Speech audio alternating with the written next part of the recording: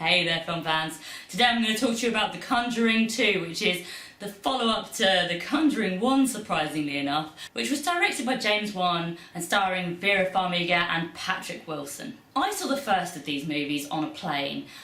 I was very tense and I was watching it through a tiny little screen with little headphones on, and there were quite a lot of jump scares and things happening, but the one that really threw me was when literally someone threw a chair at the screen. And it threw me so much that I then screamed out loud on the plane, causing everyone to look at me like I was crazy. I guess when people scream on a plane it's a bit of a worry. Anyway, time for round 2. This time we're in Enfield, just down the road in fact, at the Hodgson family residence. And by the way, they're not the only Hodgsons this month to be involved in a horror story. The film is based on a true story, although I believe that it turned out to be a hoax. And obviously a hoax wouldn't make for a very good haunted house Hollywood horror movie, would it?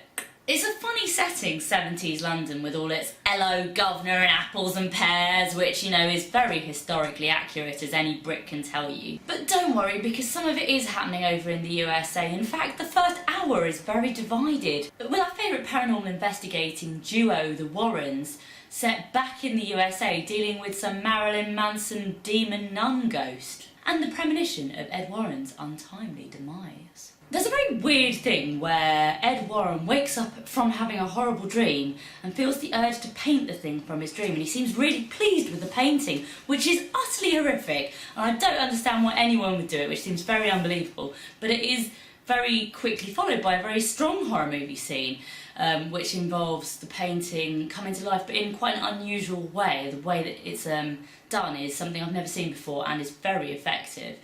In general, I found this film very scary, and in fact I've found it hard to sleep some nights, found it hard to be on my own in the flat. In fact, I've got my friend watching me film this in case I freak out or in case things start moving in the background. There's also this voice of Bill, who's like the ghost old man, that's like, it just makes me really creeped out. Although there are some standout bits, this is kind of haunted house business as usual. There are a lot of horror movie cliches. They do a bit at the beginning where they pan around the house, show you all the different rooms, show you where the kids are playing, and you can pretty much check off the things that are going to happen through the movie. It's like there's a creepy basement, there's a creepy tent set up in one of the kids' rooms, tick, tick, tick. There's a Zoe trope in it.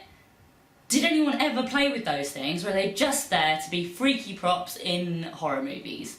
As with most horror films, the more you see of the ghosts, the less scary they are. When you just get little hints of them, they're much more creepy. But it's nice that these ghosts are active during the day and at night, so normally you kind of get it nice and quiet and calm during the day and then it all goes crazy at night, whereas these are kind of free-for-all spirits. They'll muck about at any old time. Obviously this movie owes heavily to The Exorcist. There's a possessed small girl, and that's basically the source text for any film with that type of context. Personal gripe, I'm really sick of horror movies that show you a climactic scene on their poster.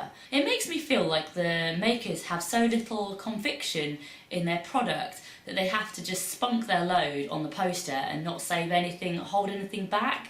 And I'm pretty sick of it because it feels like a really cheap marketing ploy. But yeah, I was on the edge of my seat. I actually had my feet up because I was trying something would grab me from under the seats. Haven't been able to sleep. Surely that means it succeeded as a horror film. And surely it means I should stop watching horror movies for the good of my sanity. Something to consider as well is that this is a horror movie sequel, and it's actually pretty good, and that in itself is quite unusual because normally they're complete pants. But what did you guys think? Did you find it as creepy as I did? Did you enjoy it? Did you think it was better than the original? Let me know in the comments, and don't forget to subscribe to my channel.